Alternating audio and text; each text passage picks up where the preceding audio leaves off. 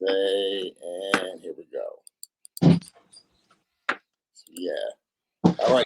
We are live. Thank y'all for tapping in. Streetball the Pro is the ambassador. And we have Ballaholic. He is here. He will pop up. He is at his sister graduation. So you can see his name and he'll be popping on with us. But I got a good friend of mine, my brother Chris Hyppa, who is on. And we're going to just talk. Just like I said, we saw each other on Friday and we've been talking, hey, let's make it happen. And a couple of days later, we're making it happen, and we just got random questions. We're just going to chop it up, and we're just going to talk because we got 20 years that you and I have crossed and known each other from hooping, you know what I mean, to now on the business side. And one of the things, like, I just got to start off, like, just from the beginning because you were one, and you don't know this. So this is the first time you get to hear this and knows who's going to watch this. But I want to salute and say how you inspired me as a business person, right? As a businessman, as a hooper, because when I was coming in, you was going out. You know what I mean? You was making that transition. You had Right. merch in your name, you know what I mean? And you was going into the training world. And I was like, man, I know Chris, but I didn't really get to play with him a whole lot. I know he's training, but he's training the pros. You know what I mean? Nate Robinson, you was training all the NBA, WNBA, the big names. And I'm like, wait a minute, because I moved here. You know, you're from the Northwest. I'm outsider, and I got mad love for the Northwest because y'all accepted me and made me part of the family. And that's the thing that I noticed. Where I was like, I don't know him like that because I didn't grow up here. But the way he's moving, I respect him as a hooper, as a businessman. He's making moves that has, I mean, like right now for us to have this conversation and for me, I say finally be able to work with you was an honor. You know what I mean? Because of the respect that I have for you and just watching you create a brand that I'm like, as they say, the GOAT, he's one of the best ones who's done it. You know what I mean? And still doing it. And so that's something I had to put out because I was like, yeah, I got my man Chris Hyppa on the podcast. I'm working with him consistently. You know what I mean? We're building. We got more stuff that we're going to come out together.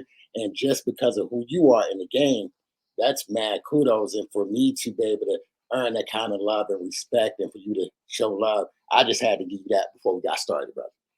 Hey, man, it's all love, man. And, for us to accept you, the basketball culture up here is that we can recognize people that are passionate about the game. You know what I mean? And obviously, like, you jumped into it. And, like, the higher that you go play, like, the smaller that the circle gets. And Yep. we know the people that are fake about the game, or we know the people that love the game. And the people that love the game, for the most part, you can see it. And so you accepted into it just because you were just like us. Everybody has their own path, but you can recognize that, and so that was one thing that you and we connected from the jump, just because I knew you had a passion for the game. Yes. And that was the dope part because, like I said, as a guard, you know what I mean? And that was my thing, just coming here, the whole Seattle, Tacoma, everything. Because I went to high school in North Carolina, the military brought me here. And I get here and I'm like, the game is on a whole nother level and the respect factor to get, like you said, the higher the level, the circle gets smaller. You know what I mean? So to get accepted in the circle in which y'all have, that means you have to really be able to hoop. You know what I mean? Well, like, look, you had to be able to hoop, and like, two, you had to continue to show up. Yeah, true. Because if, like, you're always in the gym and you're always there and you're always at the runs, I mean, like, and you can play. Yeah. All those things kind of go hand in hand. You know what I mean? Now, had you got to the point, though, where you kept on showing up and you weren't very good, we would have still showed you love because you were, but it would have been different. That is, Chris. No, that is a good point because that is real. That's really how the game worked. You know what I mean? And that was the difference. That was when, like, for me to, the circle, like I said, we know the circle, all the big names, all the folks who hoops, you know what I mean, to be able to go in and to reach out and to call and go and shake hand and to have real love, you know what I mean, that was something that was completely different. And for me, I was like, I made it. You know what I mean? That's how I felt. I made it because of the fact that from a hooping just a personal relationship, just like I said, the love in the community and everything that we're doing, and especially now because now we're sort of in the forefront of the business world. You know what I mean? When you look at it now, all of us are in some kind of place of power that we say, okay, let me call this person. I know this person, blah, blah, blah, and we all know each other. And so I think that that's something that was real crucial as well, is the fact that, man, let's jump on here and encourage the next generation, because there's so many people that have watched us and are watching us. Right. You know what I mean? And that's one of the things that I sit there, like even for myself, one businessman to another businessman, where I'm like, man, you encourage, you inspire me, because I'm sitting here, I'm like, this man got his own basketball. You know what I mean? Own, you doing something. Yeah, no, I mean, and I think it just comes down to too, like back in the day, man, we didn't have people that trained us, right? Like we all just got together, hooped, right? So, and I think like like my mom and dad worked 9 to 5s, and sometimes they would work 5 to 8s after that. So, like with them not being around, we were always at the YMCA, always at the parks, always just trying to hoop, because one, we didn't want to be at the house. Two, my mom didn't want us at the house, and we just kind of like, we were raised by our town. We were raised by the boys club. We were raised by the YMCA. We're raised by the OGs. We were raised by everybody. Where now we are the ones creating all the structure for the kids, as far as like, trying to teach them the moves that we learned, trying to teach them the games that we played, trying to teach them the mindset that we played with. And so we're just the ones now, just like you said, in the forefront, trying to create the structure and lead them and inspire them and try to help them get to where they're trying to get to. That's true. That is true. You know what I mean? I mean, like I would have never thought. I didn't think that this would ever be a full-time job. Right. I started doing it just because I missed, actually being a part of the game on a team. So I started to coach, and I'm like, that's the closest that I can get. And then from there, started to train players because I was still in shape. I was still playing.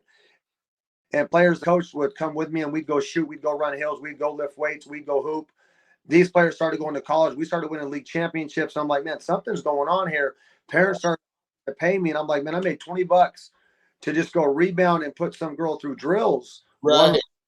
One of my good friends, and it's just like light bulb came on. I just made $20 to teach somebody how to play basketball. Yeah. And it slowly just kind of spun, and I was like, I can get paid for this. And at that time, I'm thinking like this could be something on the side, like I'm hustling, right? Right. Then I started kind of putting 2 and 2, and I'm like, man, I could get 5 kids doing this much. If I ran a camp of 20 and I had kids paying this much, I could make this much. And you start kind of putting it in your head, like, man, I could get paid to do basketball stuff. Yes. And I was still in shape, and I was still doing everything. So not only was I being able to teach it, but I was being able to show it. Yep. And kind of hit a little bit different, you know what I mean? And then from the area that I'm from, I was always well respected. Yeah. So then people started, giving me their kids, and next thing you know, it just kind of took off, man. You've been doing it how many years? Man, full time, I've been doing it for like close to 15, but I've been doing this since 2003. Wow. So I've been doing this for 20 years, like indirect, like just like showing people stuff. But like I said, when we played back in the day, and there'd be 5 or 6 of us still in the gym working on stuff. Like, hey, did you see that move last night? I think he went like this. He went in and out behind, then he stepped back. And we were teaching each other moves back then just because we were trying to learn them. Right. And I remember that I ran when I played at St. Martin's. I did their camp. And so they had all the kids that, played at St. Martin's. We had to run the camp for them.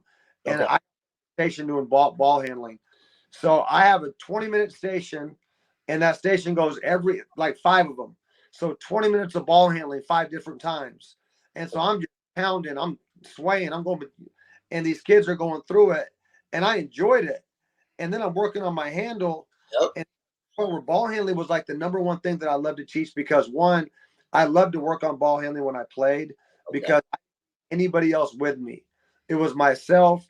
It was my basement. It was a mirror leaned up against the wall, and I could just dribble in front of the mirror and shake the mirror, and it just, I enjoyed that piece of it. You know what I mean? It was like I almost get lost, and like I could be down there for hours. And I tell kids now, do it for 5 minutes. Yeah. 5 minutes. And I'm like, man, I used to do it for an hour, and just get lost in working on moves. And I wasn't even timing my, you know what I mean? It was just like, I didn't want to leave till I felt it was perfect. That's crazy. No, no, who was it? That was who we just had on here. Malik. So I had Malik on here, and I was talking to him. I said, man, I just had Chris in here, and man, Chris is the same age. I said, the way this mug is out here doing his movements, bruh. I said, no, you still in shape. I can only imagine what you look like 15, 20 years. Oh man, look, I might have been able to move a little, not even like faster. So when it comes to doing like ball handling stuff, I feel like my over time has improved as far as it being stronger, sharper, clean. Yeah. 20 years ago, 15 years ago, I could guard guys. I mean, like I don't play like that anymore, but when it comes to doing ball handling stuff, Yeah. so I can still do all that stuff. And I haven't necessarily lost a step, and I still feel good. I mean, I work on that stuff as far as stretching, as far as doing different movements just to stay that, flexible. But it's always been something that I've enjoyed, so I've never stopped doing it. I'll do ball handling still to this day as part of my workouts, just because one, I know it's going to be a great workout. Okay. Two, just allows me to like mentally get away, and it's still an outlet. Like I've used ball handling in basketball for all these years as an outlet. Okay. So just to get away from things. So I enjoy doing it. It's not like a chore to me. Or like, it was just like, man, ball handling, this is hard. I don't like it, and it's just like, I understand. But for me, it was all about an outlet. And so still to this day, just like I said, I mean, I bounce the ball in front of my twins all the time, and I enjoy it. Like it's fun to me. Yes. Yes. You have your oldest son. Is his game similar to yours? I would say he's more of a shooter. Okay. Like, at this point in my career where he's at right now, last year I'd say he probably averaged like 10.5 points a game. Okay. I was like 4.5 points a game. Okay. More of a point guard. My shot was a little bit funky, but I did what I had to do to stay on the floor and start to make an impact. Okay. And that junior year to my senior year, I went from like 4.5 to like 19, and it just clicked. You know what I mean? So I would say later on in my career, I turned into more of a combo guard, but I could also score. But we are similar to a certain extent, but different. Okay. No, I know. How is that? You know what I mean? Because I know none of my kids play. Right. So how is that to be working? Well, you have all boys anyway, so congratulations. You know what I mean? And you're about to have another one, correct? Yeah. so congratulations, sir. But how is that being able to pass sort of the torch down to really pour into your son and then watch him develop and grow in front of you? Yeah, it's like a give and take. It's like a tug and a pull. It's like trying to find the perfect. Sometimes I'm too hard. Sometimes I need to pull back. Sometimes it's just like trying to figure out. That's something that I've learned. You know what I mean? Sometimes I do push, and it's just like I'm trying to let them know that like I know everything that you need to be doing, but at the same time, not me. It's him. So I've tried to take an approach now of like these are the things you need to do, and I've tried to take a step back as far as he goes and lifts weights 2 or 3 times a week with somebody else. I've tried to give him structure as far as you can do these workouts on your own, and if he wants to learn something, I mean, I'd love to teach him, but at the same time, I don't want that to get in the way of like our relationship. Right. Between it and us button heads. Yeah. Because it happened at times too, so I want him to enjoy the game. But at the same time, it's tough because it's just like, you watch film and it's like, I got to help you right now. But unless he's willing to accept it and do it, then the thing, they don't mean anything. Okay. Trying to find like when I need to come in, when I need to back off. And just because it is his and it's not mine anymore. Right. No. And I always wonder that. I mean, I say it's sort of a blessing for me, in the sense of being a coach or a trainer, especially in the school and things like that, where the kid, it's not to say it's personal, because of course, with the, no matter what, who child it is a personal, it's a certain kind of relationship and bond you build, right, with your child. And we all know it's a different kind of relationship. And like you said, what I love is the fact that you're very conscious of, the button heads and as they say, business and personal type Right. situation, right? And so I just always wonder, because how hard we play or how hard we want it, and you want to push it to the next, your child, and you want to give it to them, and they're just like, okay, that's cool, but I just want you to be a dad now, because I've heard this before, just other coaches and I just want you to be a parent now. I don't Yeah. want you to be a coach. You know what I mean? And so just having that switch. And that's tough sometimes, because like I do love the game of basketball, and like my job is to help you improve. Right. So like it's hard for me sometimes to not say anything. But then I think back, when I played, like my dad wasn't involved at all. Okay. So like I mean, he'd come to games and stuff like that, but he wasn't on the phone telling me, hey, Right.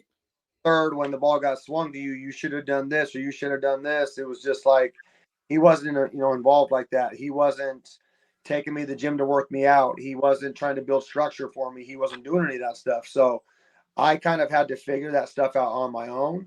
And I Okay. had people that coached me, or like, peers that I had or friends that I had to get in the gym with, but I didn't have like that pressure from him. Okay. Yeah. So Yeah. sometimes I remind myself that like, hey, I need to back off a little bit. Who Right. cares?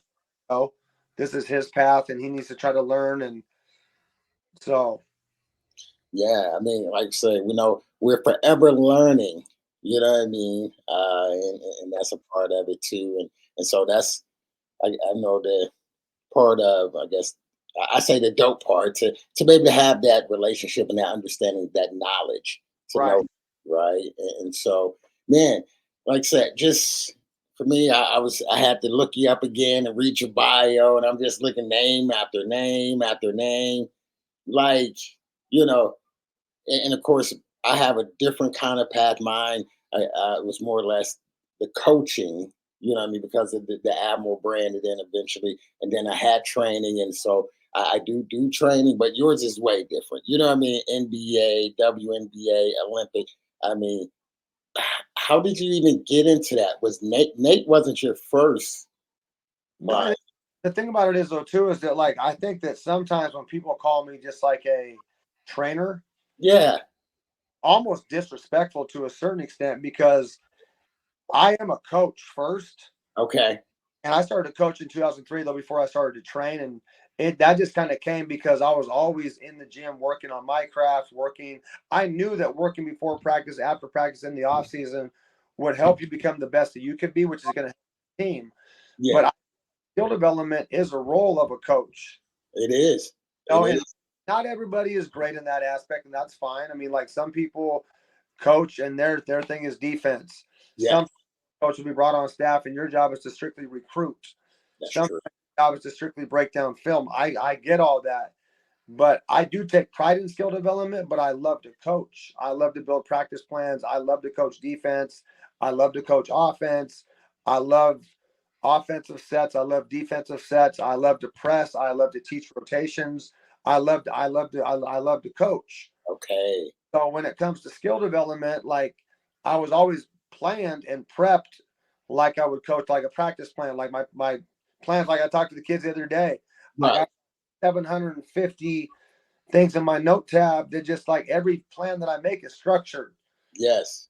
of what we're going to do. There's a plan today, and I get that from the coaches that I played for back in the day that would make practice plans. So, Okay. but back to what you're saying, Nate Robb, that was not my first client. Courtney Vandersloot Okay. was my first pro client. And you'll have to look at the year, but it was probably like 2012, 2013. She was the number 3 draft pick from Gonzaga, Okay. Chicago Sky. Played for a year. And obviously the transition from college to the WNBA is tough. Okay. And chose that next year, her second year, not to go overseas. Okay. It spent like I don't know, maybe 4.5, 5 months, working out 5 days a week. And it was workouts. It was followed by like deep conversations, just as far as overall life and mindset and approach and all this stuff. And then she went on to become, like, I still believe that she's one of the best point guards right now in the league. Oh, wow. Her career, and I'm not saying that it was because of my work. Right. Yeah. Yeah. Showed up every day and did everything, but her career took off from that point. Okay. And so that, I mean, obviously, me working with her for 5 months helped the brand, but Right. then that's that she had directly after me. Was it a coincidence? Possibly. But at the same time, it helped the brand. And then shortly after that, I remember Nate Robb. He was released by Denver. Okay. And, his girlfriend at the time DM'd me, and we got in the gym. I remember we met at the WAC in downtown Seattle, and it was the first time that that we trained. I had known Nate; he had known me from like pro-ams and stuff like that. Okay. But that was our first time that we trained, and we trained, man, for 7, 8 years after that. Like, where we were going 5 days a week. We went to China. Like, we did some cool stuff, and he's turned in. I mean, he's one of my best friends in the world now. Oh, wow.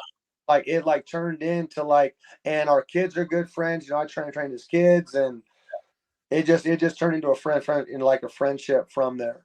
But Nate Robb was my next guy that came after that. Okay. Okay. No, like I said, I mean, and that's me as a player trying to figure out what's going on. You know what I mean? Looking back in those days where I'm like, okay. And I know Nate, of course, like you said, was one of those names that everybody was talking about and things like that. So I'm like, okay. And just trying to, okay, you're driving. Sort of follow you and at the same time trying to find my path as a player Yeah. and all these things and what's going on. And so that's why I said when I went to your page and I began to just read and I'm just like No, the biggest thing though too, man, like working, and like we can get down to like the list of all of them. I mean, if you want to, but working with all these, high level like Courtney and Nate and Kelsey and Cam Brink and all these, not only is my job to help them, but I've learned so much from them. Okay. Made it. You know what I mean? I never made it there. Yes. Sit down and work with them and like see their work ethic, see how detailed they are and how prepped they are. It really lets you know like some insight into a pro. Really? What it takes, you know what I mean? Because obviously Nate's a freak. We've never seen anybody like Nate, or like the way that he moves and the way that he jumps and Yep. he has. But working with like Aaron Brooks, like you're working with a dude that's 6 foot, 165. Yep. At the peak of his career, though, was the starting point guard, though, the Rockets with Yao Ming averaging 18 a game. And so not only did I help him, but the things that I learned from him, the things I learned from Courtney, the things I learned from Plum, the things I learned from Nate Robb are things that I can pass along to youth as far as like these are traits that great players have. Okay. And you're never going to be great if you don't have these traits here. So it's just like they all had, and like the one trait that they all have, they're obsessive with their craft. Okay. They have this obsessiveness to them to where things got to be perfect. They're in the gym every day. They are obsessive, man. You know what I mean? It's just like, I don't think you can teach that. You can try to do it, but I think it's a trait that's kind of in you, and they all had it. Wow. Ball. You're on mute. My man. Hey, what's up, my man? My apologies, man. My apologies, coach. My apologies, Chris. Sorry about that, fellas. My sister just graduated, so kind of last minute. She let me know last minute earlier today. I'm like, why you just letting me know you graduating today? Like, that was so weird. But yeah, we're just leaving a little sushi house. So yeah, man. Apologies. My bad, guys. Oh, It's all good. You good, you know what I mean? I put the disclaimer out there. So, whenever they tap in, man, Chris, we've been having a great convo, you know what I mean? And I was like, okay, I don't want to keep talking behind stage and all of it. Then we get on stage and then don't not say have nothing to talk about. Now I'm like, okay, let's ask the same questions. So we Right. want to have it as natural as always, like we always did. So we just started the combo, and now you here. So I don't know how much you heard of it, but Yeah. you can jump in. We Nah, just I just know, just seeing Chris all his videos, I know he's legit. Just seeing you, just the amount of kids that you train, man, and it's so the way you train is so concrete and vivid. Where you got a lot of other different guys. Everyone trains different, right? Right. So this how you go into even just a step. And you explain it just that one step why it's important to use that step a certain way. You know what I mean? If you're going an angle at a certain angle, you go to that angle. You might not be going that way, but just the angle and the way you explain it, I listen to you, man, and it's just crazy because a lot of guys, a lot of other trainers will say, okay, we're going to do this, we're going to go this way, and then come back this way. But you explain it why we're going to go this way and then come back. You know what I mean? And then after that, you explain counter moves off those same things, and it's so explanatory, man. It's just like, damn, I'm gonna try this when I work out, and it is promising, man. It's so crazy. And then you see the outcome of it. You see one kid do it, then you know what I mean. And then as a group, you see a lot of kids do it, and it's just so crazy, man. So I'm sure, man, a lot of people pick you, piggyback and pick your IQ, your brain, just off of that, man. So just kudos to you for that, man. I know you get a lot of good feedback, man, and working with a lot of people, man. So just even talking to you is kind of like damn near starstruck because it's just everything. You know what I mean? Just the stuff that you've done, man. You got a lot of people like myself who watch. And say about this though, like even you get a chance to work with like Nate Robb or like these people that seem like they're larger than life, right? Right.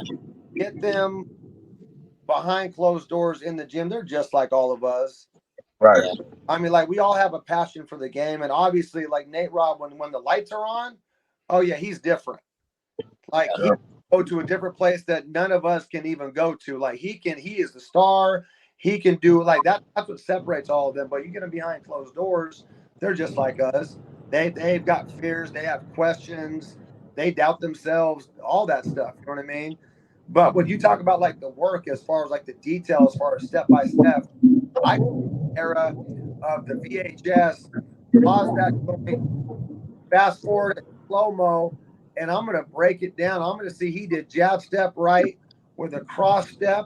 He stepped back onto his left right, and I'm gonna break it down. So I'm gonna go out in the driveway and I'm gonna do it the exact same way. So that's how I learned as a kid. Now with the tools that we have, as far as being able to slow things down, edit them, it's like a dream to me. I can sit with like these tools and I can break these moves down vividly, and then it allows me to I've learned how to teach what I see. So whatever I see, I just teach it in the sequence. And obviously basketball, there's terms, but being able to in the basketball area. Right. So that's the science part of it. You know what I mean? Right. Definitely, man. Where'd you I know you probably spoke on it, but did you play anywhere like college? Even after college, did you play? So I played D2 basketball at St. Martin's, which is called the GNAC. It's St. Martin's, Seattle Pacific, at that Seattle U, Western Washington, Central Washington. Great D2 league, which like on the cusp. I had offers to go walk on at Portland and Portland State. So I'm like right on the cusp of like D1, D2. Ended up getting a full ride at St. Martin's, played there. Got done, played some pro-am basketball for maybe 5 or 6 years. And then after that, was like, this isn't going to be my career here. Right. Start to coach, I need to get a real job. And I got a real job. That didn't work. So coach, and that got me back in the basketball mode. And then I started but basketball, like I was telling Ashley, as an outlet. It's like church to me. It's peaceful. Life slows down. Nothing. It's the safest place in the world is in between those lines. Right. That's crazy, man. And one of the things that I love about basketball is how complex it is. It's so complex. You have guys that never coached are coaching. You know what I'm saying? Like now, it kind of days it really doesn't matter. Now you got guys who who played but not really didn't play that are doing stuff like they, you know what I'm saying? For example, Stephen A. Smith never played. They always show him what 2 points, 1 point. You know what I'm saying? Never even got to that level. But the way he talks, you know what I'm saying? That's one of the things that I love about it's just so crazy how where your mind can take you, man. If you watch something, if you study it, if you give it back, you know what I mean? It's just crazy where it take you, man. So it's just that's why I love basketball, man. It's so complex. You just never know what's the outcome of it. You know what I'm saying? So, Yep. God, man, it's so crazy. And that's one thing that I do at camps, though, too, is just let kids know that, like, what basketball can do for you. Basketball, not only can you play, you can coach, you can train, you can be a scout, you can be an agent, film guy. Like, there's a lot of different things that you can do in basketball. Don't think it's NBA or bust. Like, yes. But you stick around long enough in this game and you want to do some things, there's a lot of hats that you can wear. Yeah. No, that is so true. And that's one of the things, like I said, when you look at the approach that I took, right? So in minor league, I was semi-pro owner, and then, got into, of course, the coaching and the training aspect. And I love how you broke it down, just the whole idea of, you are a coach. Although, and that is actually a part of one of the skill sets. That's what I started out coaching at Bremerton as the C team coach. What is that? The skill trainer, as you would consider. I'm developing. And then from there, it's like, okay, but then I can do more. I also understand the game. I can put it together. You know what I mean? And so it just sort of come up to the brand that you see, the Admirals, what it is, where it's like, okay, I got this hat on now. Nope, let me put this hat on. Let me put that hat on. And so just like you, I try to tell players, hey, just use the game, itself to find where you fit in as far as how you can make a living or other things you can do. Just because you're not playing anymore doesn't mean that it's over. You know what I mean? That's just, kids, look, this might not even be your thing. Go find something passionate about. Yep. I quit about basketball and said, Coach, thank you. I'm now doing this because I love this. I'm like, perfect. Yep. It's basketball, that's mine, but it doesn't have to be yours. That's true. That is so true. And I mean, and that's one of the things too, because you coach at high school, you coach, on the girl side, and that's what girls and some of the girls be like, oh, well, like I have one of my players, Baller Harley, you met Maddie. She amazing, one of our better players. And she was like, I don't want to play, go in college and play.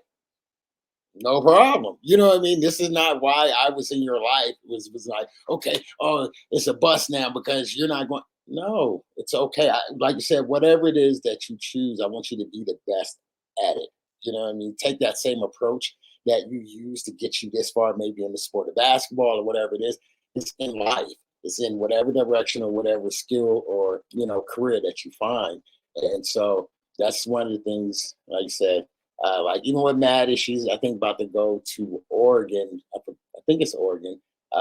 But there's 4 levels of like intramurals and different things. So she's like, okay, I still play, but there. I'm not going to play D1. I'm not a D1, type hooper. It's okay, so. But you're on mute again, buddy. And I was shocked that she didn't even want to play because she actually could hoop. And then she was like, no, I'm going to go for something else. I'm going to try to get a scholarship. I said, well, if you get a free ride, that's a scholarship. I'm like, you got a free ride. And even when you get there, you can tell you, hey, coach, I don't even want to play no more. Your coach will probably give you that privilege. Like, you know what? Finish out your semester, your school year, then that's fine. You got to, not to say that you did it on purpose, but that's your ride right there for at least a semester or half a year, just for that, whatever you need to get done. But I told her, I said, just think about that. If you don't want a scholarship for basketball, you take that scholarship for basketball, then you let your coach, you want to do something else, they can't say, all right, you're done, that's it. Not gonna kick you out, especially today, they won't just kick you out. You know what I mean? So I told her, said, just stay strong with it, but don't give up. Cause she, like I said, she could hoop, she really could play, coach.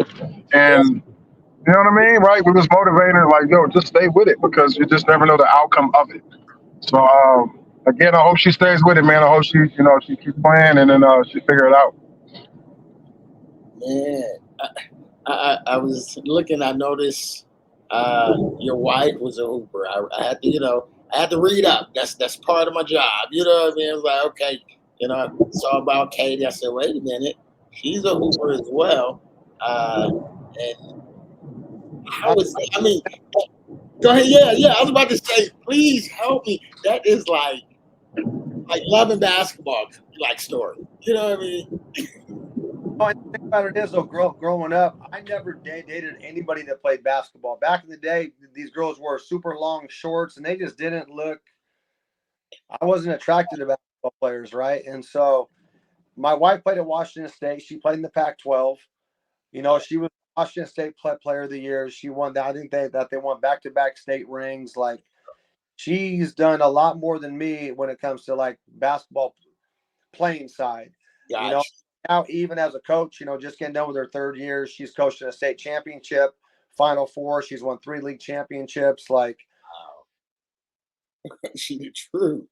So this is all we do. We have a whiteboard downstairs. I was telling the kids this the other day. We have a whiteboard downstairs that has depth charts on it. It's got X's and O's on it. It has what we're going to eat for the week. Wow. Goals for the week. I mean, it's all basketball stuff on this huge whiteboard we have, and we stare at it every day. That's crazy. And that's crazy. And what we joked about on our last podcast was like the way how you move when you train, how you demonstrate the drills. Coach was saying like, yo, he still can move. Coach was like, I can't move like that at this age. So so you explain it, everything you just said on your whiteboard, it just makes sense. Like, it's so believable. You have everything on your board. You know what you're gonna do, what you're gonna eat, and then the fact how you move, it makes, you know what I'm saying? Like, it makes sense. Why you move that way? Think about that. Everything, and we are very active. You know what I mean? And so there's like a quote that like, if you don't use it, you lose it. Yep. Right. So if you just sit on your ass all day long, you're gonna lose any flexibility that you have. But if you're active, and I mean, if I'm doing ball handling 4 or 5 days a week, if I'm stretching, if I'm doing squats, if I'm doing a lunge, if I'm doing things, you're gonna keep it to a certain extent. And it's not like I'm 80. You know what I mean? I'm still at a good solid age. And I'd like to stay like this in like my 60s. I'd like to still be able to do some ball handling. I mean, imagine what that content's going to look like. I know, right? That's going to be crazy. Like, imagine what that's going to look like. You know what I mean? Gray beard and a gray. Getting it. You know what I mean? So I just, it's a pride thing too. I mean, we don't ever want to let ourselves go. Yeah. And obviously, I don't play that much anymore. Yeah. But I turn that pride now to like the skill side and just me staying in shape. And part of like my sell to like be able to go on and do camps is to be able to show that. That part. Yep.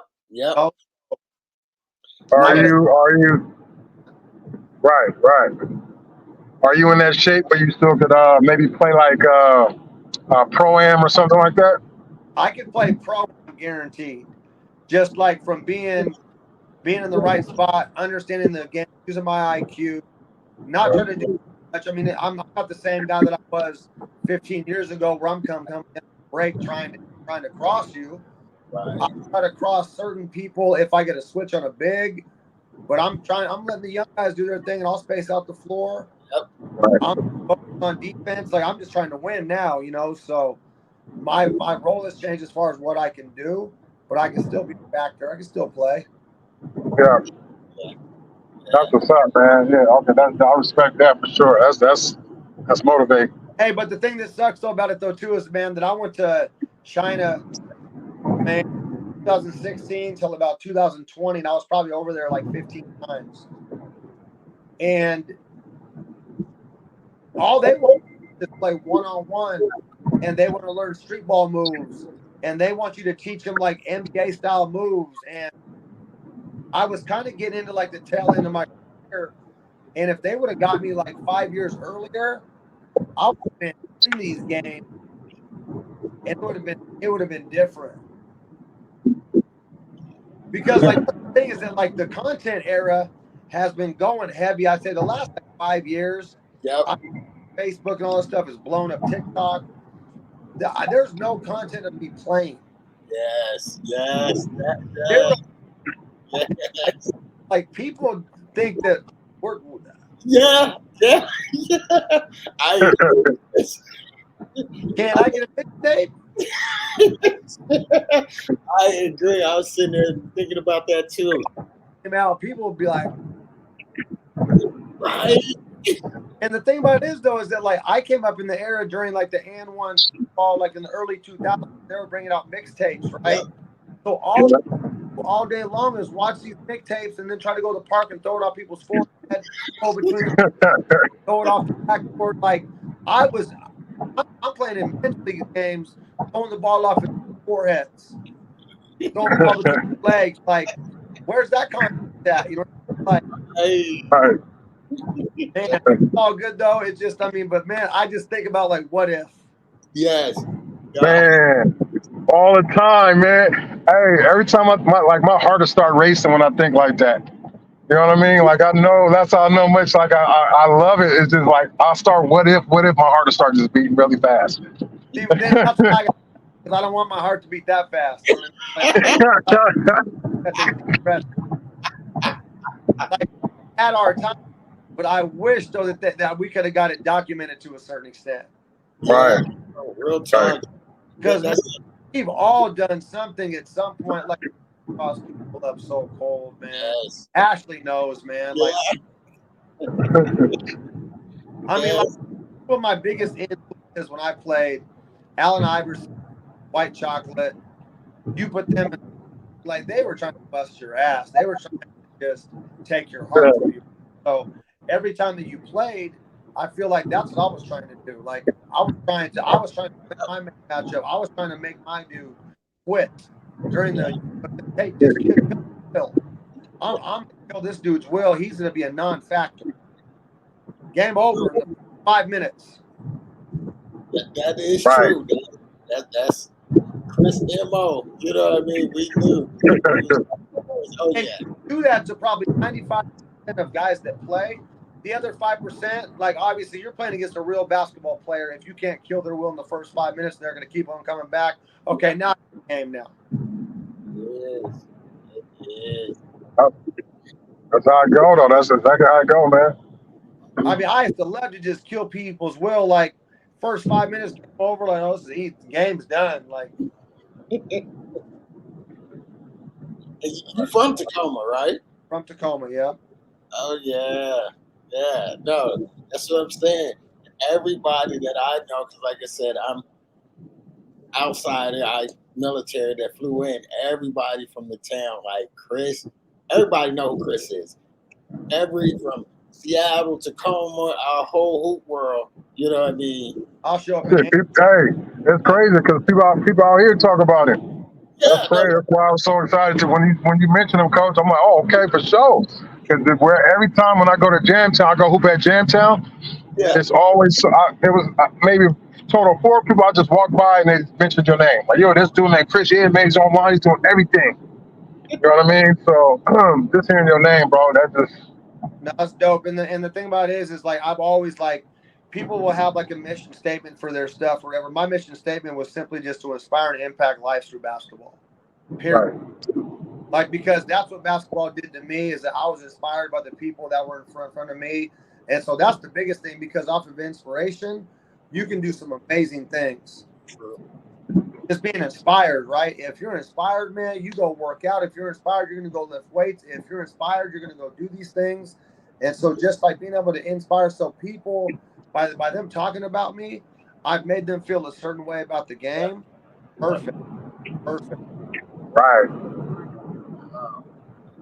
It's real talk. Like I said, it's dope to watch the kids in my community, you know, whenever now as you're seeing it, we're building it up. You know, we did our second camp this past Friday, and there's so much more that we're going to come out so those who watch.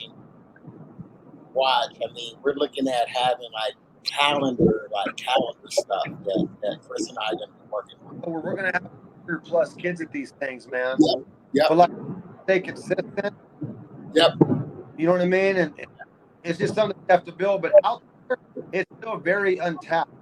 It is. It really is, and that's why, since we have been talking for a minute before we finally got you out here, and so once we saw that, and then I saw this last one, I'm like, here we go.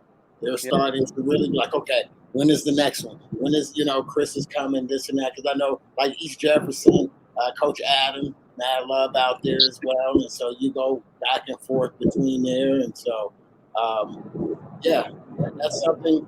I want to have something where I can bring the both of you all together. You know what I mean? So this is my thoughts, just constantly just giving these kids out here because, like you said, it's so untapped, and we're growing.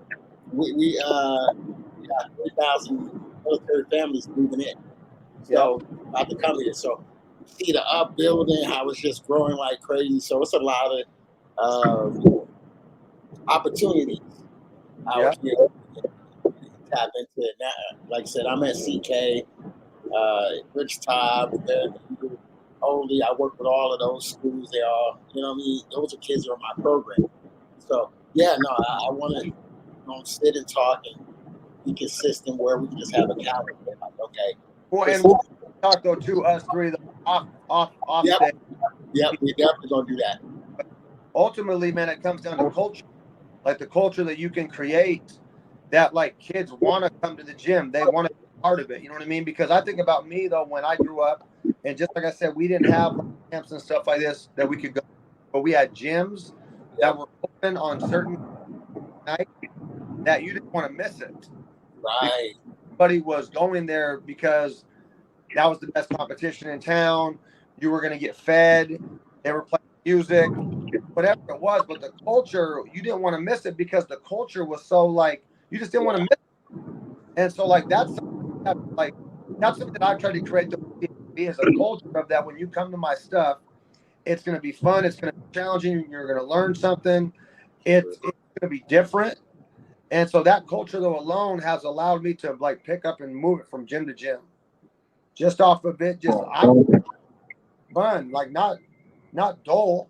Right. Like, let's teach people how to cross over. Let's play ones. Like let's do stuff like what you need to do to improve.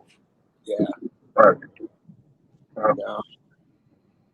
That's right, because you're right, Coach. A lot of players, a lot of guys, they do what they want to do and not what they need to do. You know what I mean? And I know I get caught up in that sometimes. It's like it's kind of both. They gotta want to work out. They gotta want to. You know what I'm saying? They gotta want to do something that they need to do. You know what I mean? So, because I used to be like, you can't want nothing. You need to work on your game. You need to get better. You need to understand that somebody just as good as you or even better. But the want is, well, if you want to get better, if you want to be able to hang with that guy who's better than you, then you need to do this. You know what I'm saying? So I kind of like, let me check my previous statement, man. I'm a little bit hypocritical. Let me throw that want back in there. You know what I mean? So. Well, and like you think about this though too, like what do kids want to do the most? They want to play. Yep. Okay, but what we need to get them doing again though is playing unstructured, because now with AAU, every time that they play, there's a coach there, there's a scoreboard, referee, there's a dad. When we up, there was no Facts. That is the true statement. We played for respect. Yes. Yep. Okay. When you went to the gym, so when you went to late night, Friday night, and you got your ass busted or you lost and had to sit for an hour until you could play again. Right. So the next day, you were working on your game. True. To win, you didn't have to sit. It was all about, that respect. That is true. And sometimes when you play 75 games in a month, you don't care if you win or lose because you got a game in an hour. That's true. That is true. So it's getting it back to where, like, you want to play, or else if you lose, you're sitting. You might as well go because you're not getting back. Right. Yeah. God, it's so real. That and that is they getting picked up by the teams that were on next. But even then, that's not the game. You know what I mean? So right. That is true. I mean, it is. We had a different culture, and it is like us pouring back into them, or like I said, creating that environment. We can, Yes. just show up and talk to for a second, turn on the music, and let them hoop, and we just chill on the side. Yep. Yep. Yeah. And we can sit there and talk about old times and bump cuts and just. And you have little side combos with certain kids. Like you can pull a kid to the side and be like, man, you got to work on your shot. Yeah. Like it's flat, man. Or like Yeah. your ball handling for 10 minutes a day, man, you'd be nice. Yeah. And all these words into these kids, and it's up to them to go do all the work. That's Right. true. That's true. Definitely what you say and how you say it can spark a light in a lot of these kids, man. Because a lot of them nowadays can't take constructive criticism, and some of them don't even understand what that means, and they do it to themselves and to their teammates all the time. It's like, bro, you just get constructive. Maybe how you name do not constructive, you know what I mean? But you're going to set. They you know what I mean? They're talking back, or they're sucking their teeth, or it's always something different with the new generation nowadays. Because what they see on TV, they go and do it. They don't understand that that's not them. You know what I mean? And I tell a lot of kids, like, yo, you want to dribble like that? Like, so a lot of these guys have had since they were kids. So if you don't have that now, you can still work on it, but a lot of them had it since they were kids. It just got to the last level of their career, and it just got better. So if you guys are trying to get to that level, you need to start now day on your game as much as you possibly can. Because if not, you're just going to watch and watch and watch and think you're going to be able to do it, and not. It's not going to happen.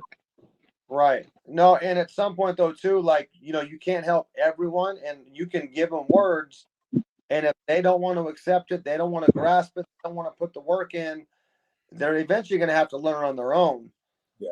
They're either going to get cut from your team to play, not going to go your way, and from there, you got to deal with it when it comes to that point. So, I mean, that was all. Hey, and that is so true, Chris. Yeah. So. Right. No, because a lot of these kids, they don't even want to work out, man. Like a lot of them, and I see it on a day-to-day basis. A lot of kids come in the gym, got their earbuds in, still got their sandals on. It takes them 45 minutes to warm up. And then when they actually do get ready to go, they're not doing nothing but shooting the basketball. And I'm looking just like, should I just say something to him? I was like, you know what? I'm not even going to say nothing. If that's him working out, that's him working out. And then I've seen kids that come into the gym, and I say this too, like they come and ask me for a ball, and I go, okay, I'll give you a ball, but I'll ask them, you a ball player? I said, if you're a ball player, then you should have your own basketball. I said, don't come to the gym, you know what I mean? Don't come to the gym, ask for a basketball that over 100 people didn't touched already. I said, you come with your own basketball. If you taking it that serious to come hoop, to come work out, get to a ball, bring your own ball. If not, I'll give you a basketball if you're that serious. You know what I mean? And it's something that's small that it makes stuff better. But like I said, it's so complex they don't understand it. You know what I mean? It's another thing they don't understand. Kids just don't know what to do. Like they all want to work out, but they're just like, man, one, they're all by themselves, and we all know it's hard to work out by yourselves to a certain extent. That's why handling was always the easiest thing to do when I was by myself. I don't see anybody else, right? I'll go pass the ball off the wall, or I'll go work on ball handling. But in reality, like, coaches used to be like, spin the ball to yourself, shoot it, go get the rebound, spin it to yourself again. Right. I wasn't doing that, man. Like,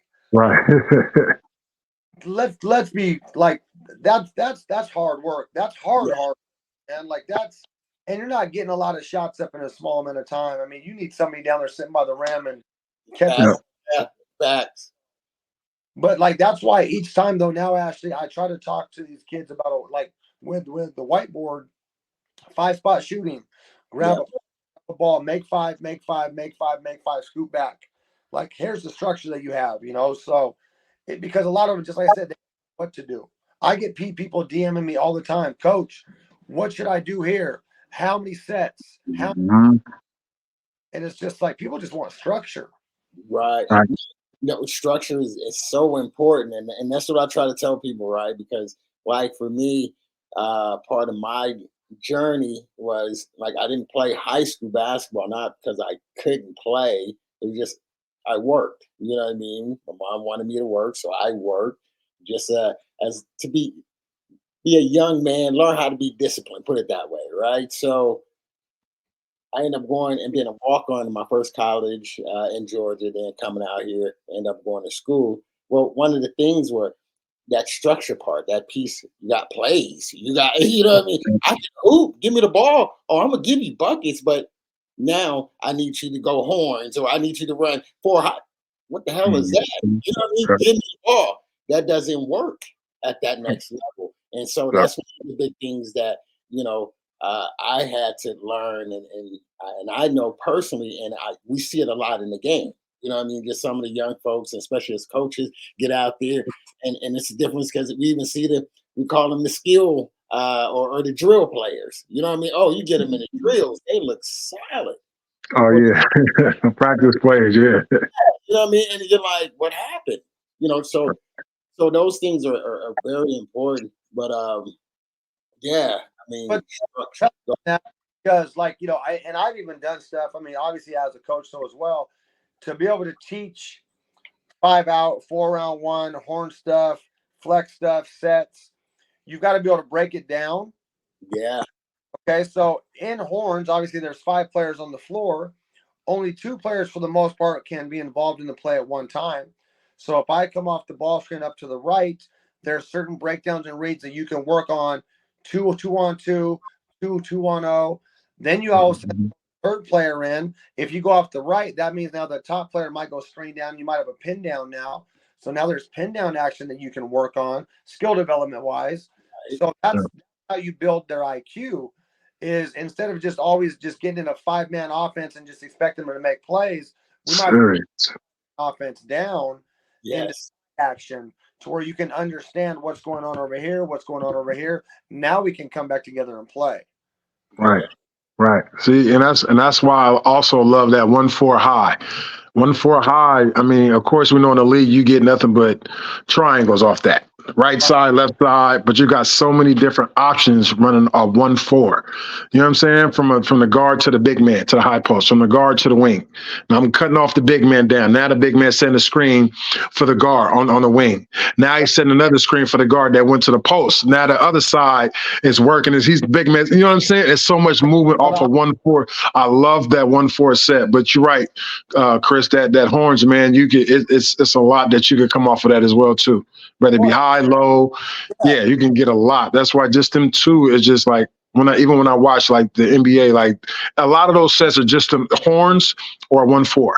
Like I see it a lot. Or sometimes if it don't go as well, there's other ways. So you waving somebody through. Now you're taking their position. Now they moving up to, you know what I mean? So just watching all that, man, it's always something to come out of, and it does help out your IQ. Just that alone, you're moving so much around.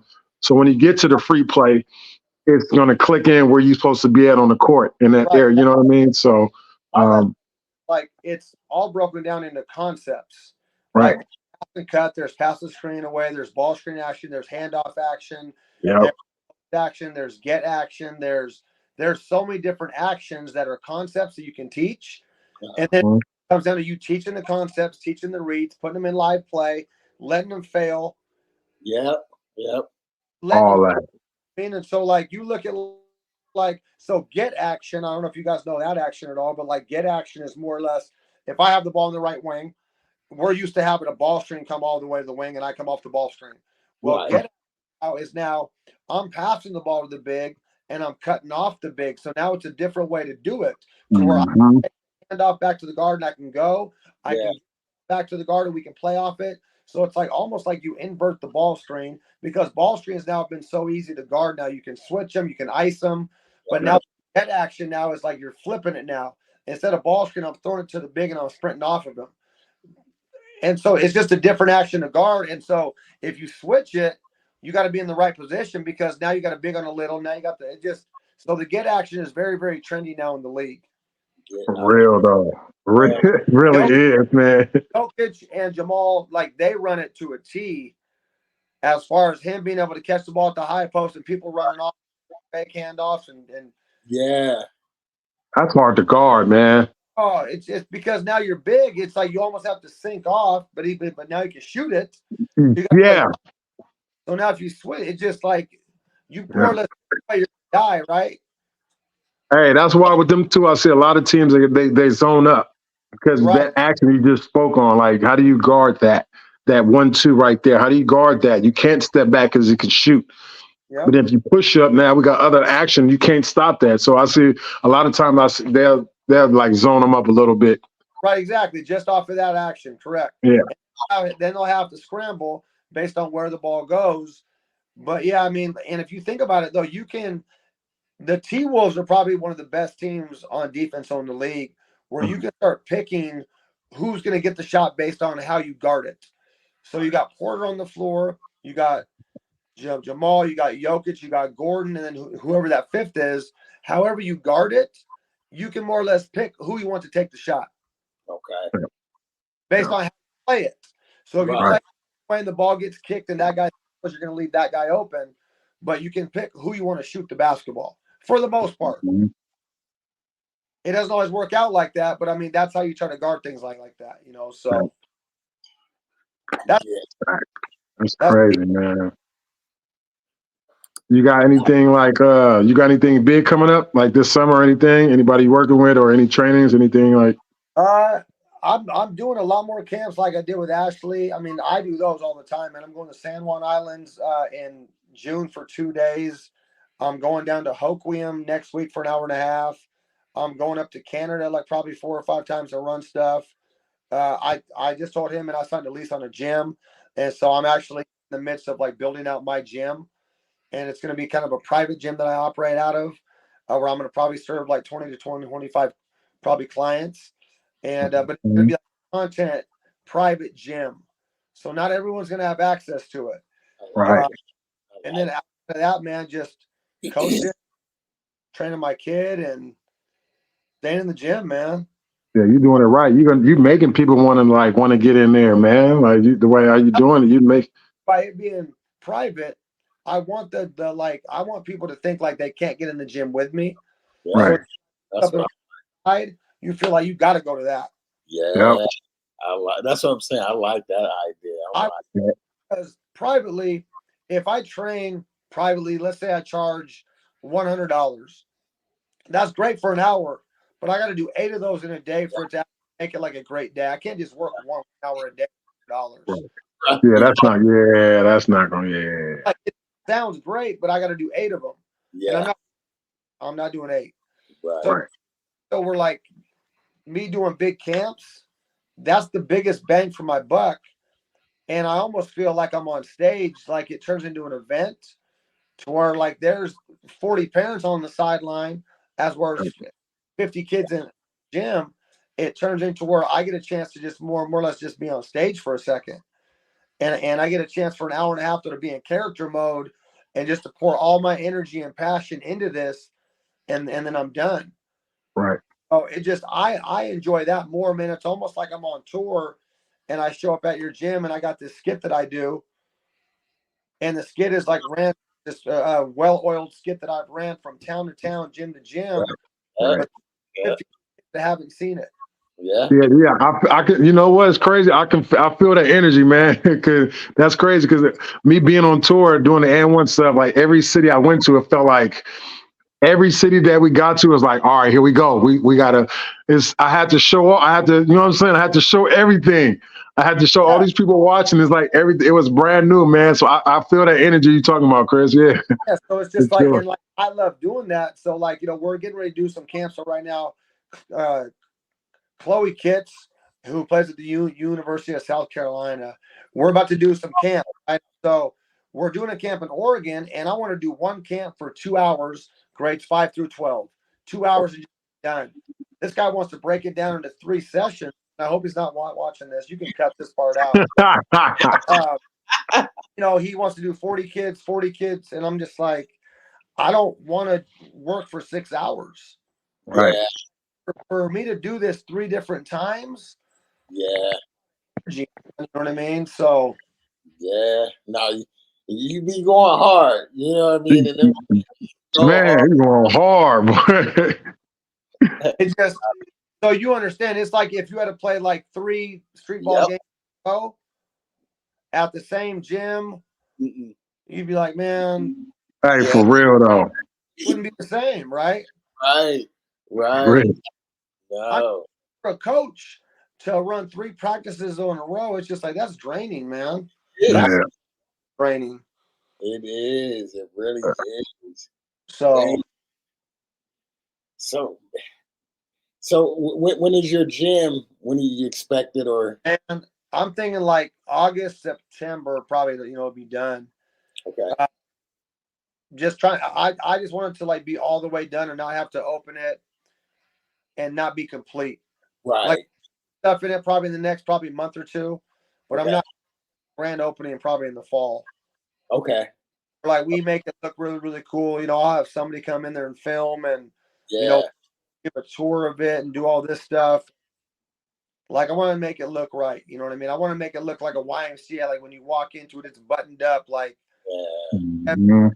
I want it to look. Every basketball glows the way I want it to glow, and everything is in place. Yeah. Is it gonna be in Sumner? Where is it gonna be? It's actually in Fife. Fife. I'll be Oh, away from here, so okay. close though, and it's right off of I-5, so the access to it though is easy. So Okay. So we definitely gotta be on the lookout for that. That's that. So okay, we got the gym, the basketball. Yep. You just released that. Not what? it hasn't been released yet. So Okay. Biden and I, so we're going together. And I don't know if you guys have heard this story though, but back in the day when I used to do ball handling stuff, I used to use like the 9-pound med balls, like the ones that were black and blue. They had the black and blue, orange and Yeah. black Yeah. balls were like 9 pounds, 13 pounds. I Yeah. used to have a 9-pound one, and then I would use my ball, but he used to cut up my hands. Like Okay. the ball, I would get blisters. And so now I'm being able to create like a 3-pound basketball that feels just like a basketball. That's not going to up. And so I did create one with a brand that I worked with though years ago, and now I'm recreating that with Baden. And Okay. Baden is a well-known brand, and so we're in the midst of like being able to get it finally like approved probably like next week. And so hopefully sometime in June it'll be released. We're going to release a youth ball, 28.5 and a men's ball. All right. And that's I'm thinking, hold on, like I got a 9-pound ball. Them motherfuckers heavy. So you pounding man. Dog, that one, there was a 6-pound one, there was a 6-pound one. I used to, but just like the overall texture of it. Yep. Dive with being dribbled consistently with crossovers and between the legs. And I'm telling you, I used to have to tape up my hands just to use. But that's why when you demonstrate your dribble looks so aggressive because of that ball. I was telling him this, it's only improved over time because of all these reps of how strong it is. And then me being able to break down how it got to that point. Like I was breaking it down the other day though with him, from that as far as like with your crossover, you throw your crossover. You don't just over, like you damn near throw that thing to like rate like your quickness. It's almost like you're throwing a pocket pass, but you catch it with your other hand. Mm-hmm. And so it's a right to left cross or a left to right cross. There's actually stuff that goes into it as far as using your shiftiness to create momentum. So now your momentum almost acts like a whiplash to where now you're whipping the crossover. Allen Iverson was the best in the game of how he used to float into it and whip it. Like and so being able to teach and break down a crossover is more than a left to right cross. It's movement. It's where you step. It's where your weight goes, and then where your weight goes back to be able to snap it. Right. Steve Francis was like that too. Same thing. Yeah. Yeah. Same thing. Yeah, so you have to have like such a deep understanding of this to like be able to like teach it like that. Like it takes years and years and years of doing it, teaching it, just experimenting. Right. Like it takes a deep understanding of it. Right. Man, that's one of the things I love, like watching you work. You know what I mean? Like I said, we watch the testimonials and parents are sending me messages. Oh, I've been trying to teach my kid this and that, and just how you break it down and say, no, you should do it this way and break it down. And you know what I mean? You say attack here, doing this and that. I'm like, okay, now this is more than just like you said, the YouTube. All right, just dribble the ball and do this. I'm like, exactly. And that we didn't even get into there. It's so much deeper than everything. As far as like sometimes though, I'll tell people that when they drive to the basket, your opposite hand should constantly be swimming. Mm-hmm. Fight off hands. And so I always say like use your hand like an oar on a boat. Like you're trying to get upstream, you got to use your oars to get somewhere, and then you use your hands. Sometimes I used to grab wrists. I used to go by people and grab their wrist. Like, and it wouldn't be for a long time. And it might be in like a rec league game. I wasn't doing it in a real game. But I was, you know what I mean? Like, you're not going nowhere. I got you. You know what I mean? Right, Like, these are all things that like you learn as you're making a move. Like, I'm swimming by you so I can get by you. Like, I'm using my off arm as I'm dribbling the basketball. So it takes. I mean, I tell people this all the time too, man. It's like almost like being in the abyss. So you jump in, right? And on the way to the ocean, like you jump in, it's like clear at the top. And as you start getting deeper, it starts getting a little bit, there's algae, and you get down to the bottom and there's like sunken ships, and it's just like not very nice. And you keep going and you get into this world of like, damn, this is beautiful. right. Like, the abyss of like, man, I've been swimming all this time and I just finally broke into like this peaceful, like light blue. All the plants are healthy, the fish are happy, and everybody's just swimming around, and it's just like that's the abyss, right? And it takes a long time to get there, but I feel like that's where I'm at. Gotcha. Mm-hmm. Oh, that's a good one. It's like there's an understanding of like how I do things and how I can explain things, and you'd have to be in the gym with me for 4 or 5 days teaching things to finally be like, damn, that's deep. Of how you that of like of how you're supposed to shoot this shot right here. There's deeper ways than just hit it off the glass. Like, Right. there's a deeper understanding to different things. Right. And that's why I was explaining how concrete vivid you are. I mean, I just watched maybe about a good 10 minutes of you just explaining something. I was like, nah, he's legit, though. I said, nah, I've never, you got, like I said, you got your trainers, Phil and a lot of other guys who train kids and everyone else, but it's just something different about how you do it, man. And I was like, nah, that dude's legit, man. And it was crazy. Like I said, it was just crazy that when Coach Ashley brought your name, I was like, hell nah, this can't be. No, he's not bringing him on, man. Hell nah. So, but then I always piggyback like, Coach Ashley is the guy who I'm supposed to be working with. Kind of had the same. He had, the vision that I had before I met him is the vision that he's been doing for the past 15 years. Right. And me coming off of the N1 mixtape tour and just doing a bunch of tours and stuff overseas, it put me under a dark cloud after some stuff happened. But God put you in mysterious ways. He puts you around the right people, man. And I met Coach Ashley. We playing in Mexico, met him, and 3 weeks later, I'm playing in London, man. And everything just started going from there, man. So that's just crazy how certain people you meet, man. It puts you in the right position. Yeah. Yeah. That's good stuff, man. Man, so I just feel like, yeah, man, this is definitely for you, bro, for sure. How many years have you played overseas? I've been up, man. Let me see, since 2016, 15, 2015. Right now, I'm 43.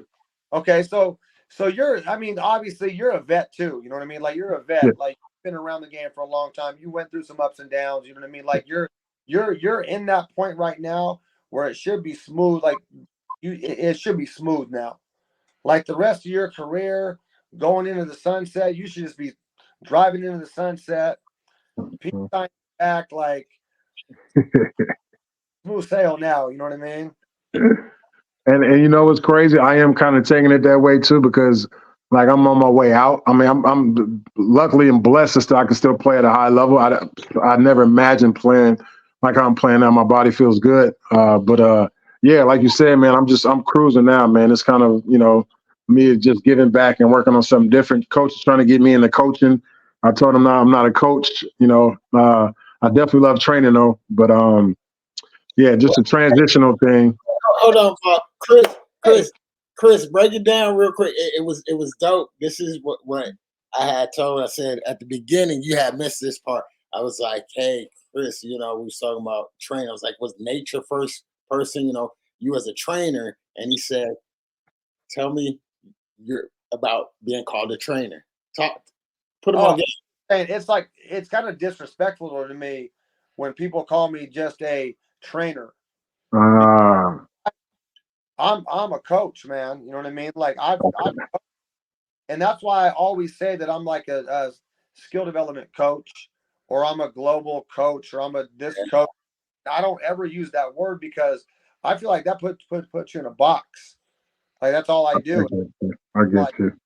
Like I don't post lots of stuff on my page because people don't want to see that. It's not sexy. You know what I see, but I'll teach defensive stuff probably with more passion and heart than you've ever seen me teach a ball handling drill. You know what I mean? Like next time that we do something else, I'll do a half hour of defense. Okay. At the end of that thing, like you, like, I've coached for a long time, but I just knew that skill development was a piece that kids need to embrace in the off season, before practice, after practice, in the off season, so they can help their teams. Like, how are you going to help your team? You can become the best that you can become, and here's how you do it. You run hills, you lift weights, you shoot jumpers, you find the best comp that you can, and that's how you're going to improve yourself. And you do that every single day. You don't just do it when you do. And so I brought a lot of these kids that I coached 20 years ago with me to train and run hills and go find competition, scholarship, league championship. Like, it's not a secret. Right. That's the thing, is I tell kids this all the time. I wish I could walk in the gym and tap you on the top of your head and you're all league. It's not like it's great job. You worked out the other day. Work out on Tuesday, working on Wednesday, working on Thursday, working on Friday. Do that for 9 months. Watch your game change. I hope you leave inspired, but I'm not the guy to tap you on the top of your head and change your life. I'll inspire you, and maybe that inspiration will help you. But it's just, I mean, like this shirt right here says, be about it. Don't talk about it. Be like, this is like one of my biggest, don't talk about it. And then I also got one that just says, just work. When you're hungry, just work. When you're tired, just work. When you're cold, just work. When you just broke up with your girlfriend, just work. When this happened, just work through everything. Just work through everything, and everything will be okay. See, and that's so understandable, man. But again, it's part of basketball and life too. But the basketball aspect is complex, because a lot of people they're not gonna understand what you just said, man. You know what I mean? Like, you break up with your girl, that one of the most number one things. We break up with our girl, we shut down, or we get upset, or we get, we don't even think about what you said, Chris. We ain't thinking about keep working. We're not even thinking about that. But that's how you're gonna get better that way. Especially for something like that, you're going to get better, man, for sure. How much, I mean, and like how it is though, is it like you take that energy, like you take the way that you like feel when like you're heartbroken or something like that, or you use that to improve, where a lot of people these and they'll mask it with drugs and alcohol, or they'll go off the deep end. And it's just like, if you can use all the times in your life that have been bad to help you improve, there's going to be gas for the rest of your life, because stuff stuff is going to be happening, man, for sure. So it's just like, I mean, you almost, I mean, like you want like you want people to not always be successful. Like, failure is the only proof. Yeah. Right. I was just telling like some of the, the other day, Kobe, his first year, airballed 3 shots against the Jazz, right? And immediately when he got done, he's like, man, I need to get stronger. He went and got stronger. You know what I mean? So it's like, you can use these things to help you, but some people, like we said, will use them and feel sorry for themselves, or I'm not playing no more. This ain't for me. And it's just like, your breakthrough was on the other side of it. Yep. Mm-hmm. Yep. That's what I try to use though, and that's what basketball has been for me. I've used all those things that have went wrong in my life to help me improve in basketball. Yep. Shortcomings, I've turned them into like pros, and all that fuel and all that fire has went to basketball. Right. So, See, that's why I always say, Coach, your mindset has got to be stronger than your skill set. Has to. Facts. Oh. No, I agree. I mean, it's for most, I say hoopers, that's sort of like our getaway world. Getaway. Just, I know for me, the same thing. Things ain't going right. Yep. Let off steam, or just whatever it may be. I'm just in the gym. I'm in the office thinking, and whatever it may be. You know what I mean? Like right. you said, working on the game. I'm shooting. I'm just doing these things. Man, you ain't tired. It's just different. It's a different kind of work And ethic. step out the gym, whatever you were met, it wasn't as bad as you thought. Facts. Right. Yeah. Yep. Yep. Hey, for real though, Chris, that's real time. You work out, and you good done with that workout. Like you ain't even really tripping. It ain't as bad. You're right. Hell yeah. You know what? I'm gonna prove that that chick that broke up with me, I'm gonna prove her wrong. You know what I mean? I wish that she didn't do that. You know what I mean? Then play me in the fourth quarter. I'm gonna make him regret that. You turn everything into a positive. Yes. Right. No, real talk. For real, because real talk, because you could even be you could be shooting free. Let's say you shoot 100 free throws. You could be shooting free throws, and of course that's the cool down time. But Right. you shooting them free throws, you could be thinking about. So you counting from 100, and you thinking about something that happened. All of a sudden, you use count of how many free throws you're shooting. Right? It should be it's the other way around. Let me hit these free throws and forget about everything that just happened. You know what I mean? With this girl, with everything. Because, we know that if we shoot these free throws, damn, I miscount. What number am I on? Oh, man, because I'm still thinking about her or whatever happened. Ah, man. Lock in. Basketball, go hand in hand. You know what I mean? As far as just how to get your mind off of things. Mm-hmm. Guys, man, we're going to definitely have to get you on again because we got to do the grand opening. You know what I mean? Plus, we going to talk offline. You know, because we got to get a calendar together. But I also want to do, because we like to do updates and follow up. And with your gym coming open, definitely want to follow that. You know, I'm going to be out there. And I know one of the things, I had somebody, and this would be great to put it on here, and we spoke about it a little bit too. But I had somebody who had asked me, they wanted to come to the clinic and they weren't able to make it. It was like, oh, well, I want to give my kid a workout. And we spoke on that where you're saying, well, you don't really for an individual, but it's more clinic. So I want you to speak on that real quick. So for those who are like, oh man, I want to get that private workout versus, what you're doing, what would you say if somebody trying to, I guess? I know people want to work out like privately, but sometimes I think that there's a lot of people sometimes that duck me to work with me privately because it's not easy. And so some people say, I want to work with him like privately, but I don't know if they really, really want that. Got you. And sometimes I think that when I do a big camp, the things that's different about what I do is that it'll almost make you feel like you're in a private workout. Gotcha. Because a lot of standing around, you're always active, you're always doing something. I make a point to make it around and talk to every single kid at some point. You know what I mean?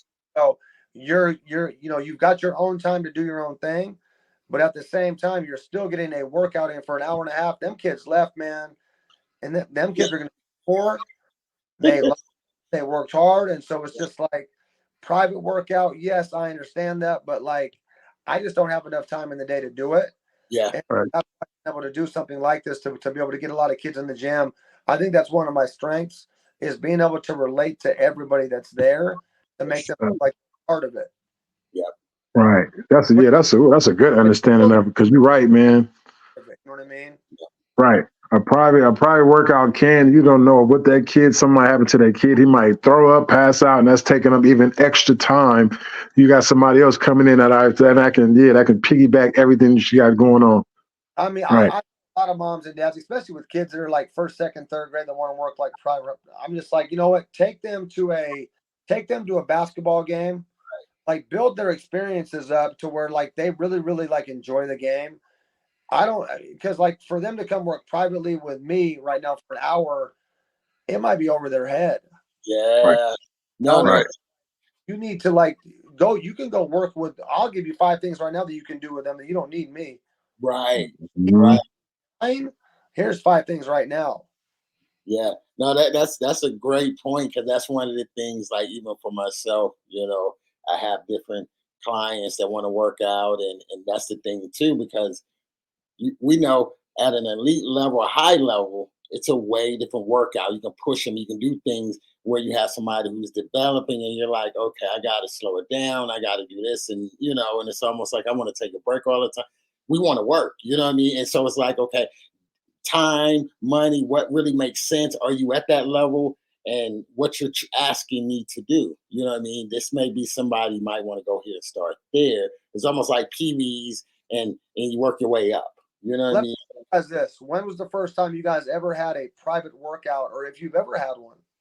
Right. Yes. Real though. I Real don't though. think I've ever had anybody privately work me out ever. Yeah. Hey, nah, yeah, for real though. I haven't either. You know what I mean? Now, it would make sense if I was like college and I going into like my senior year that I wanted to improve my work off of ball screens, and I went and seeked out like the assistant coach from the Sonics, and I'll do ball screen work, and I would probably only work out with him 3 or 4 times just to learn something. That's it, right? Where it's just like now kids need somebody with them to work them out. That is true. So it's good for us. I mean, like I have a job for it, but time, like if you're 9, you don't need no private workout. You need to go in the backyard and play horse with your dad. You know what I mean? Exactly. For real. No, I mean, and that's true. I mean, that'd be one of the things I find myself where it's like, okay, some kids you're like, yep, yeah, this is. I understand. This is where we're going. You're nonstop. Like example, Kenzie, and you, Ball Holly. You remember Kenzie? Kenzie, Yeah. 6th grade, and I'm sure Chris. Let me see. She had little. We all eat Admiral Gift. She's my 6th grader who's very advanced, right? And she's at everything. She's softball, multi-sport athlete, and just constantly working. She's a different kind of athlete compared to somebody else. You know what I mean? That is like, okay, oh, it's just fun and this and that. Not to say it's not fun for them. For us, it was fun, but for us, working was fun. We had a different drive. You know what I mean? And I think that's the thing now. It's like it's sort of cool to have a trainer, but at the same time, I'm just like, if I were to train somebody privately like that in like grade 6, it wouldn't be about a workout. It would be about showing them things. Right. Here's how you do. Have you tried doing this? Yep. Kind of experiment with it. But I mean, if I bring in like a grade 6 girl to just do stationary ball handling and right-handed and left-handed, you could do that on your own. Yes. Yeah. If something that you don't know and your mom and dad don't know and your coach don't know, then yeah, I mean, I could see that, but not 5 days a week or 10 times in a month. Like, right. No, and that's probably may have a whole nother podcast on that, because I think that is something that a lot of parents and players don't understand. You know what I mean? Where, like you say, it's a good point. You can save money, not only just save money, but it's just the whole idea of what it takes. We're constantly working on our craft every day. It's not just these days you come with me, or these days you go to AAU practice. Hey, here's some tips that instead of paying me, you know what I mean, X amount of dollars, when we can be doing this at home, and we can focus on really what is it that you need at this age and at this time.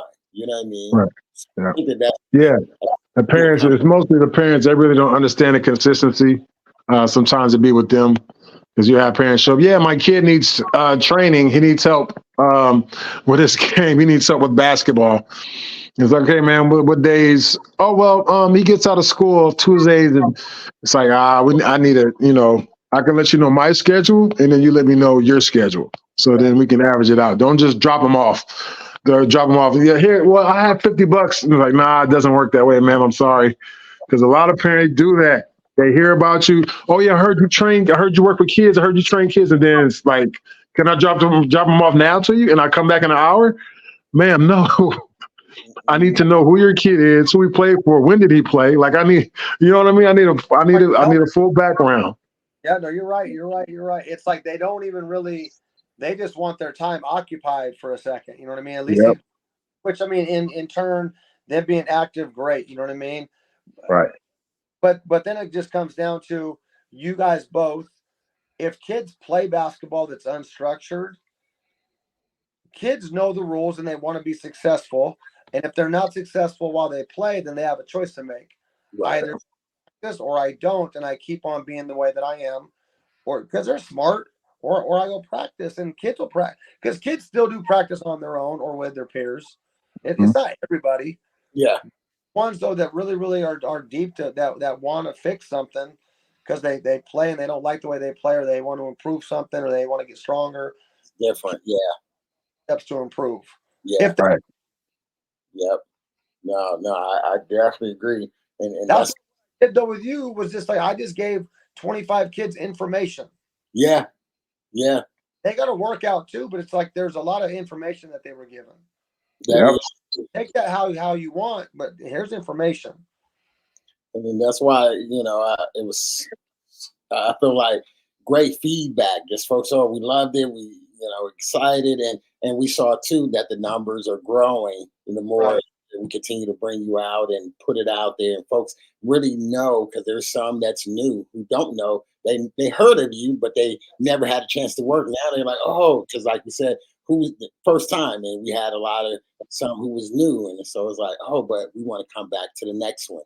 And it's sort of the same thing when we brought out pharmacists and the ballaholic, where it's just new things to them. When we start talking about the culture and the understanding in which y'all come with, and we begin to say, let's really break it down. Like you said, with you working with certain high level athlete, it's a mindset. You learn things. It's a different culture. It's a different environment. And so that's the thing too.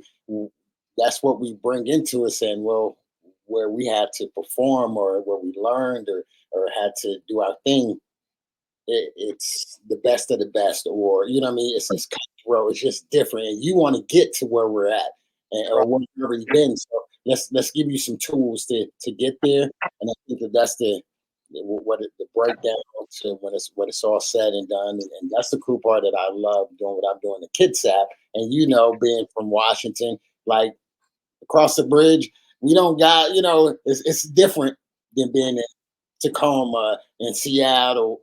Over here, it's like we're sort of, not to say left, but we're in a peninsula. It's like we're not have as many resources. So it's cool to be able to bring what we bring out and come over and do what we do. And I know the kids love it, and it helps them to get that confidence. And we have talent over here too. That's the other part. We got some talent, and it's starting to really open up more and get them more confident, and more folks are starting to be like, whoa, wait a minute.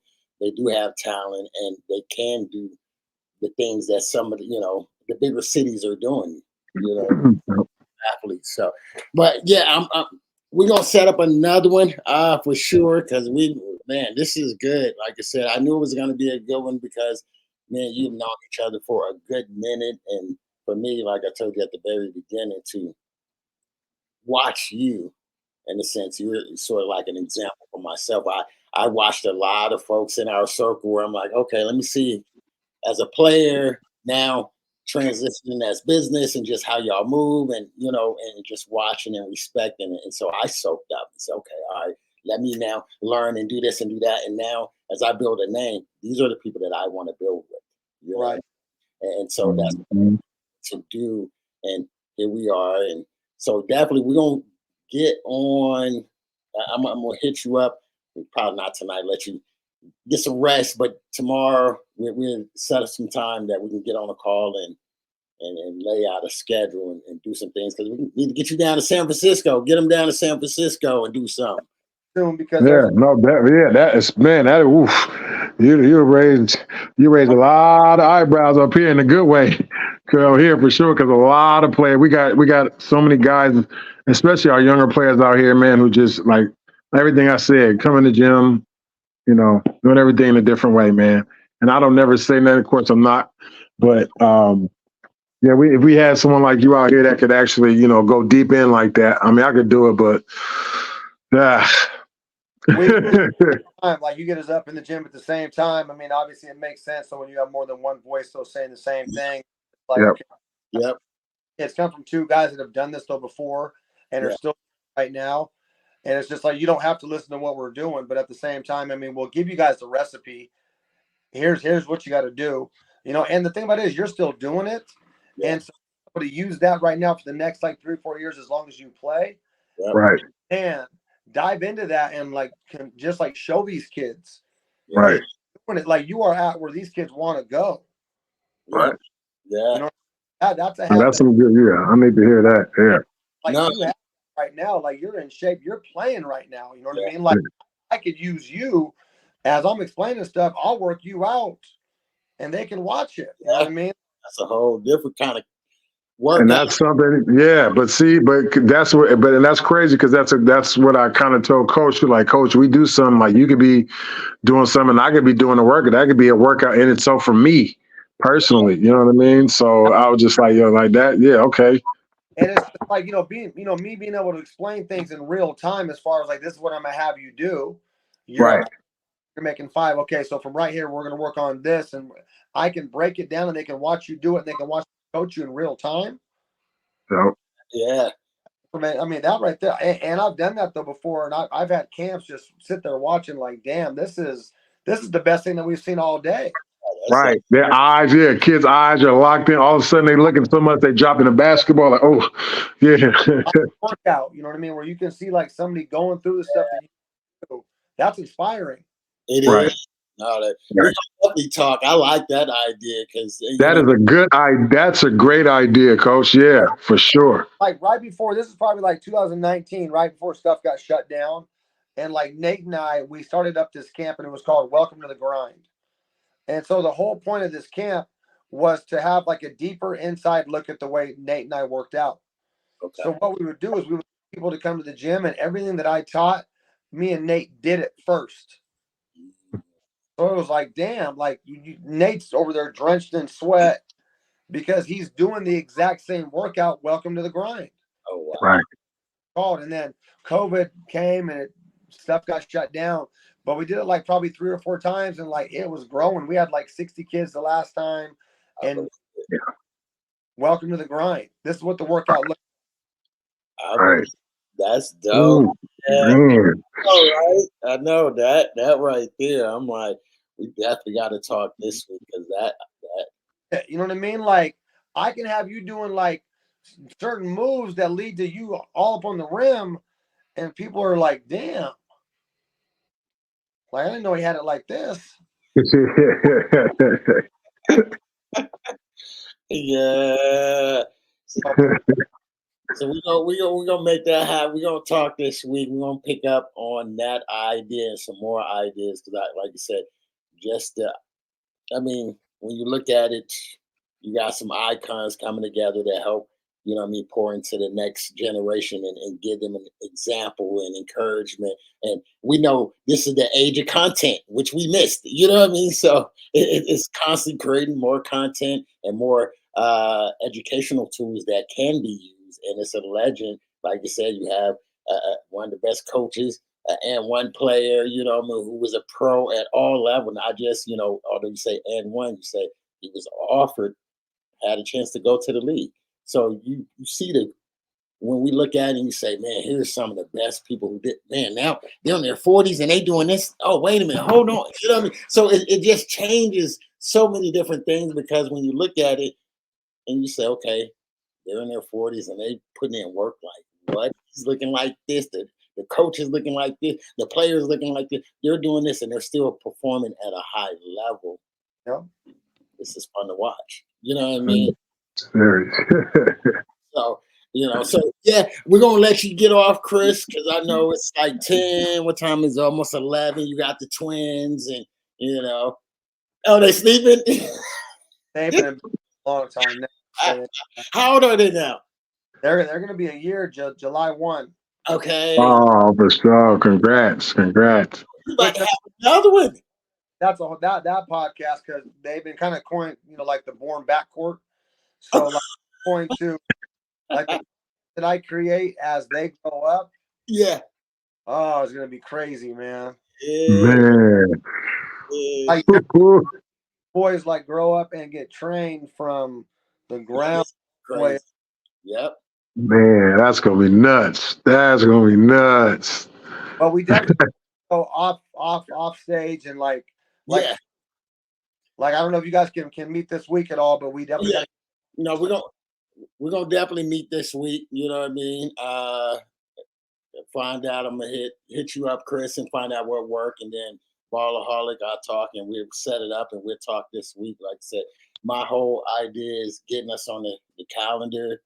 getting things laid out, and like I said, even the idea of y'all getting together, because I'm a content idea person as well, where I'm like, oh man, that right there. Well, I mean, maybe since there's not going to be no Jamal Crawford pro-am at IT around the IT tournament time. I don't know if Chris might be a bit busy around that time. I mean, that seemed like a good window to do something. Weekend of the 3rd, 4th, and 5th. I have a camp on the 3rd. I got a camp on the 4th. I got a camp on the 5th. Oh, but yeah. I can anytime. I mean, like we can. You guys, I have a gym down here. We can do anything we want to do at any time. That's what I was about to say. We can, because I get you out ahead of time before he. So to like do it, let's do it. Like let's do a camp or something, or let's do another one night thing, and let's get out there and let's that part of the camp. Yes, and then that can 40 to 50 kids around you, and the content like we're doing it in front of the kids. Like we can do it in a gym all day long. That's easy. Yeah, right. In front of everybody and make it part of like what we're trying to do. That's doper. That'll get a lot more. I mean, we'll make that our summer camp. We'll do the little summer camp, put that together. You know what I mean? Because you were just here, Chris was just here. We'll bring y'all both back and we'll do something special. You know what I mean, for the summer, and that'll be an annual. We can keep. You know what I mean? Boom. Now we'll pick up more on that. I got ideas, but I like so we're set up for this summer. We'll talk this week. Yeah. For sure, and get that locked in, and we can come up with other ideas. Like I said, he has a gym and things like that. We just sit down and really think business and big, and say, okay, this can roll into this, and that can roll into that. But, right. Yeah. So no, this is good, man. This is good. I appreciate you, like I said, Chris, like for just being you. You know what I mean? Just showing love and coming out, and us being able to build together, and always having a love for Kids App. I mean, as long as way back, he was like, yo, let's get some. So it's not just brand new for those who's watching, like, oh, no, Chris has been hitting me up for a minute, like, let's make it happen. And we've been trying to make it happen, and it's finally happening. No, it's all great to meet you tonight too, man. Yeah, no, likewise. Definitely nice to meet you, man. I'm glad I finally had the chance to meet you. I see you so much on YouTube doing your thing, man. So it's finally definitely nice to meet you. That'll be more fun than when it happens, when we can give Dappin a hug. You know what I mean? Right. Yeah. For sure, Chris. For sure, bro. Definitely. So, all right, everybody, we thank y'all for tapping in the Streetball, the Pro. We will have a follow-up. You already know. But as y'all can see, this is not the end. This is just the beginning of a long relationship, and we got so many more things to come. And we just want to say thank y'all for taking the time to check us out tonight. Man, we almost hit an hour and 45 minutes. You know, it was a good. Coach, I was just thinking we could go for a good 2-3 hours just talking about basketball and you know what I mean? The relationship is genuine. That's the love. You know what I mean? It's just like, it's nothing forced. We just got on here and just started chopping it up, and we can keep going. I'm just like, okay, it's getting later and later. I know the wives and the misses are like, eventually be like, all right, especially right. Doing basketball and stuff. Yeah, at least we're at the house. Right, that part. Yeah, right. That part. Oh man. So yeah, we definitely go like I said, talk again. So we thank y'all for tapping in the Streetball, the Pro. Follow us. You can follow Chris. So give any tags, how they can follow you, any shout out before we get off, man. On Facebook, IG, it's just first and last name on everything. Chris Hyppa. Chris Hyppa, Facebook, Chris Hyppa on IG. You know what I mean? Like you said, reach out, tap in with us. We will have a summer camp, but you don't have to wait on us. Trust me, go to his website. He got camps all over. And y'all know, we say we only have the best that we try to bring on, or the ones that's hidden. What's his name? My bad. Dang on it. Oh my gosh, I seen him. Max got a scholarship. Max got it. So he got a scholarship. He's going to college in Ohio. So he's one of the players that went to CK that we did an interview on. And so he just signed his contract or letter tonight. So we'll put a picture on that. But like I said, those Chris don't need no Y'all, I don't have to convince y'all. Y'all Google him. He's one of the best. So, hey, check him out. Show him some love. Until next time, hey, y'all have a good night. Talk to y'all soon, fellas. Chris, peace out, bro. Yes, sir. I'll talk to you guys soon. Okay. All right, coach.